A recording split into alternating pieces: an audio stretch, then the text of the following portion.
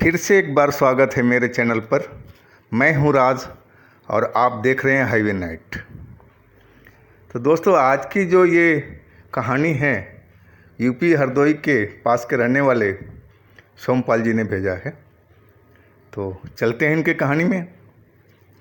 लेकिन दोस्तों, हमारे चैनल आपने सब्सक्राइब नहीं किया है तो कर लीजिएगा।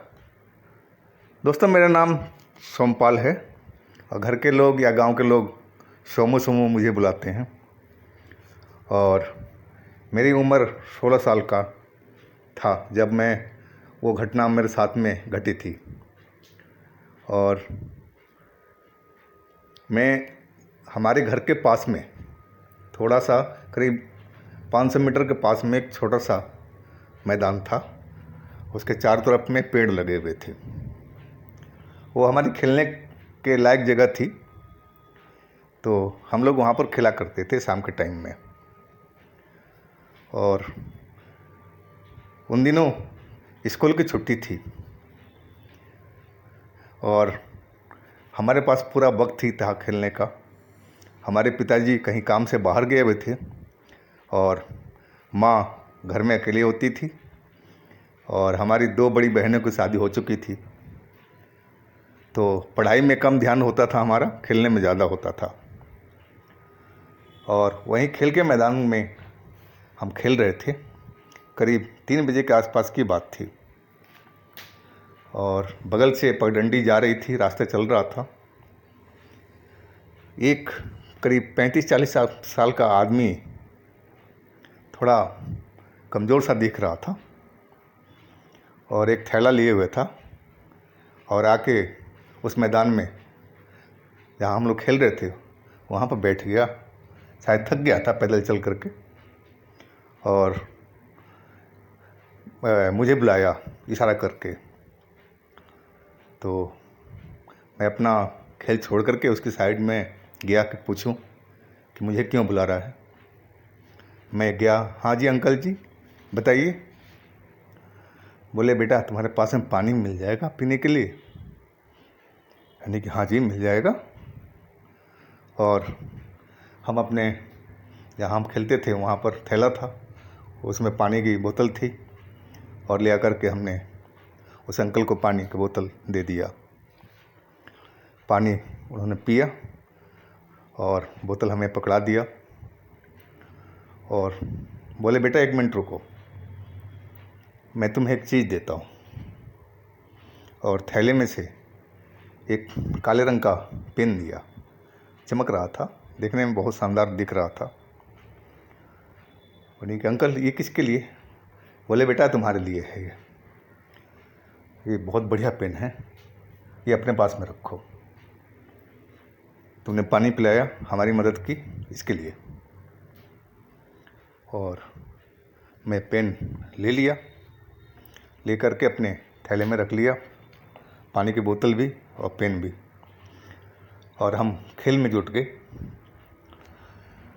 अचानक मेरा ध्यान गया कि शायद अंकल वहीं पर हैं क्या, लेकिन वो नज़र नहीं आए वहाँ पर जहाँ बैठे थे वो, यानी कि शायद चले गए होंगे, हम खेल में लग चुके थे। और इसके बाद हम शाम होने लगी, घर पर आ गए। उस पेन को मैंने मम्मी को दिखाया थैले में से निकाल करके। तो मम्मी मुझे डांटने लगी, करे किसी अजनबी से कोई सामान नहीं लिया जाता है, पता नहीं कौन था वो और तुम्हें ही क्यों पेन दिया। मैंने, मम्मी हर बात में डांटती रहती हो, मैंने उनको पानी पिलाया था, शायद इसी उपकार में उन्होंने मेरे को पेन गिफ्ट कर दिया, तो इसलिए मैं ले लिया था और कोई बात नहीं थी। फिर भी मम्मी बहुत गुस्सा में थी और चलो बात आई गई हो गई थी। इसके बाद हम लोग खाना वाना खाए और मेरे शरीर में कुछ हरारत सी होने लगी, जैसे लगा कि शरीर भारी सा हो रहा है और शायद खेल की वजह से ज़्यादा मुझे यही लगा और मैं जल्दी सो गया।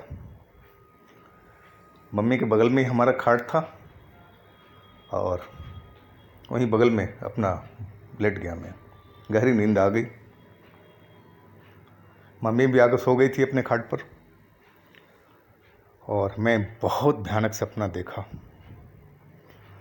मैं वो सपने जो देखा मैं बता रहा हूँ आपको कि मैं उसी खेल के मैदान में हूँ और अंधेरा हुआ पड़ा है वहाँ पर, लेकिन वहाँ पर कोई भी लड़का नहीं, कोई बच्चा नहीं, मैं अकेला हूँ। और मैं सोच रहा हूँ तो कि मैं यहाँ पर कैसे आ गया, वो भी रात में, और मुझे हर चीज़ साफ दिखाई पड़ रही थी। तभी वो पेन वाले अंकल मेरे को दिखाई पड़ गए, उसी जगह पर बैठे हुए मुझे अपनी तरफ इशारा करके बुला रहे थे। यानी कि रात के टाइम में ये अंकल कहाँ से आ गए और मुझे क्यों बुला रहे हैं दोबारा आप। मैं वहीं खड़ा रहा, मैं उनके पास गया नहीं। और तभी वो गुस्सा हो गए और मेरा नाम लेकर चिल्लाने लगे। मुझे बहुत डरने लगने लगा सपने में भी कि मेरा नाम कैसे जानते हैं, और मैं घबरा गया। तभी वो अंकल उठ के खड़ा हो गए और हमारे पास में आ गए। अब जो उनका चेहरा था, एक शैतान की तरह दिख रहे थे, एकदम राक्षस की तरह, और बहुत भारी आवाज़ में बोल रहे थे, मैं तेरे को बुला रहा था ना, क्यों नहीं आया मेरे पास में, अब मैं तुझे छोड़ूंगा नहीं।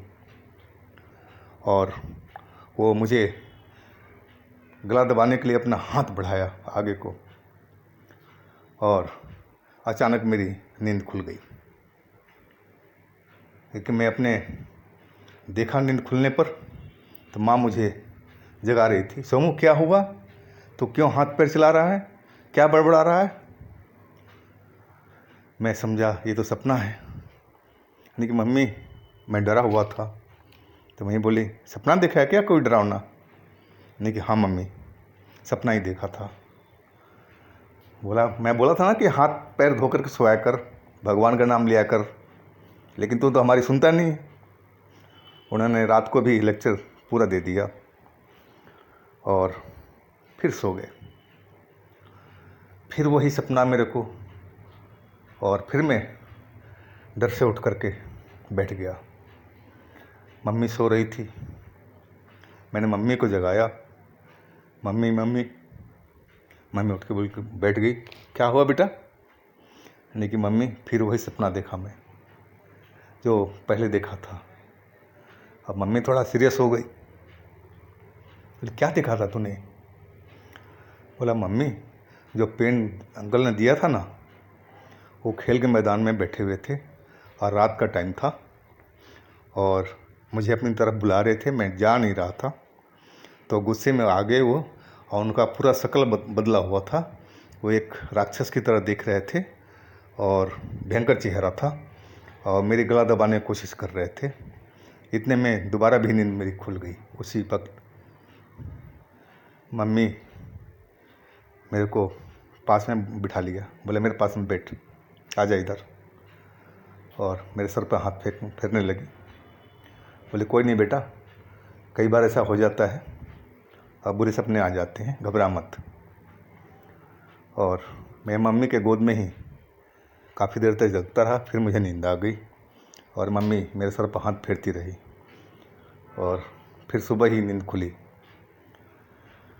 सारा दिन सुबह से ही मेरे शरीर में अजीब सा भारीपन था, और मुझे न खाने का दिल कर रहा था, न पानी पीने का दिल कर रहा था। अजीब सा मन हो गया था मेरा।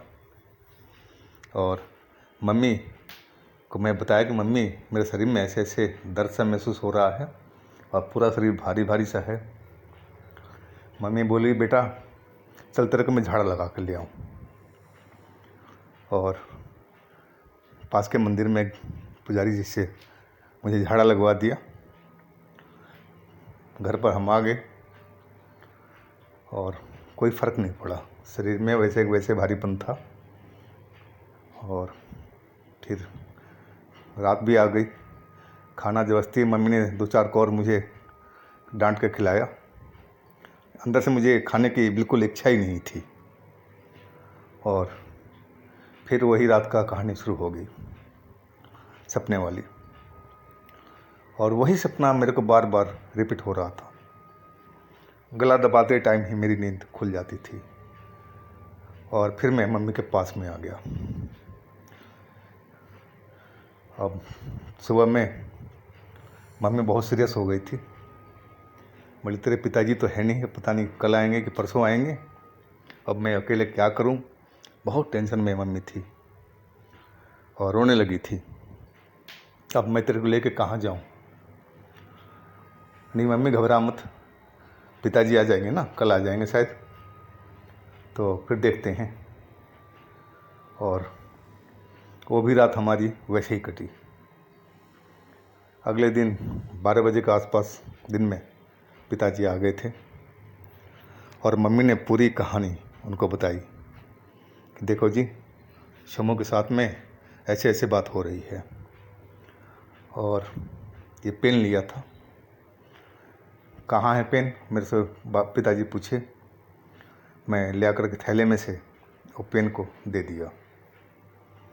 पेन पिताजी ने ले लिया अपने पास में और चिंतित हो उठे थे वो। बोले ठीक है, मैं सोचता हूँ क्या करना है। और पेन को अपने जेब में डाल दिया उन्होंने। करीब वो घर से बाहर निकल गए और थोड़ी देर में आए वो। बोले चल मेरे साथ में। और पास के गांव में गए हम। वहाँ पर एक ओझा रहते थे। वो बहुत बुजुर्ग थे, करीब 70-72 साल के हो गए थे। और उनका वैसे गांव में घर था बिल्कुल बाहर में ही, पहला ही घर पड़ता था उनका।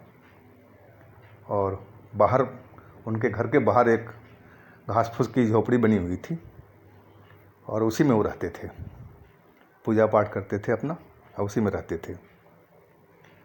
कोई आता तो उसको झाड़ा वाड़ा लगा देते, उनका यही काम था।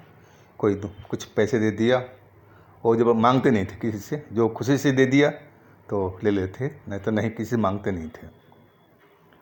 हम लोग उनके पास में पहुँचे और पिताजी ने बताया कि ऐसे ऐसे हुआ है हमारे बच्चे के साथ में। तो उन्होंने मेरे को बिठाया ज़मीन पर और मेरी आंखों में देखे और बोले तेरे को क्या महसूस हो रहा है। मैंने कि मेरा पूरा सर से लेके पैर तक एकदम दर्द सा रहता है और भारीपन है और भूख नहीं लगती है, ना प्यास लगती है। बोले ठीक है। और हालांकि पिताजी ने कुछ पेन वाली बात नहीं बताई थी, शायद बताना भूल गए थे। और वो कुछ मंत्र मेरे सर पर हाथ रख दिया और कुछ मंत्र पढ़ने लगे।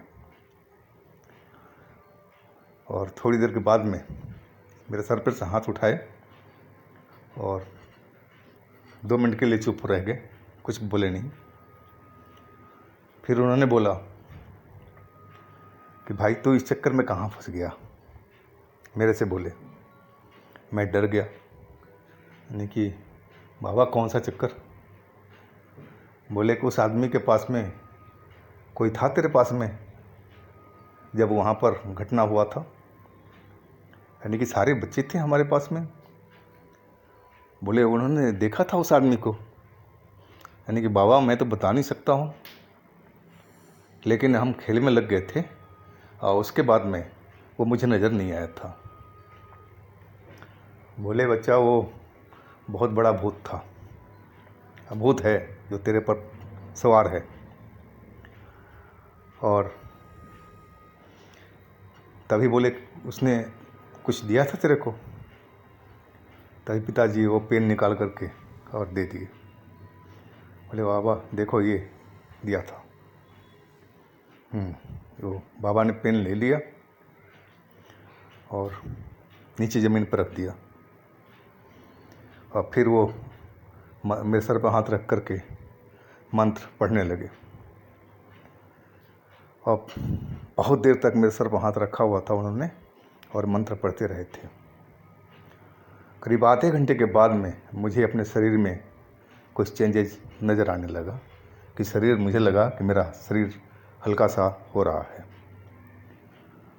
और तो अपने मंत्रोच्चार में लगे रहे और करीब 10 मिनट के बाद में उन्होंने अपना हाथ मेरे सर पर से हटाया और एक कांच की बोतल थी, उसमें कुछ पानी था, उसमें से गिलास में निकाल के मेरे को दिया।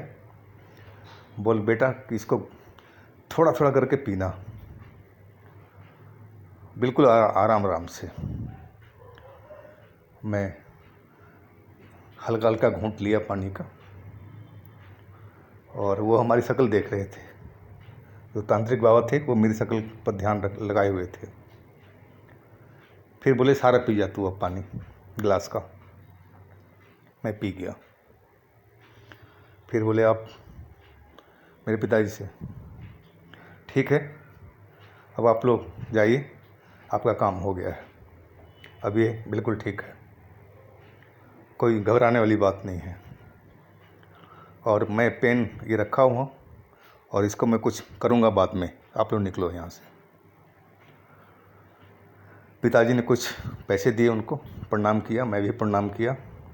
तभी वो बोले कि रुको ज़रा। हम रुक गए। फिर वो गंगा जल दी एक शीशी में।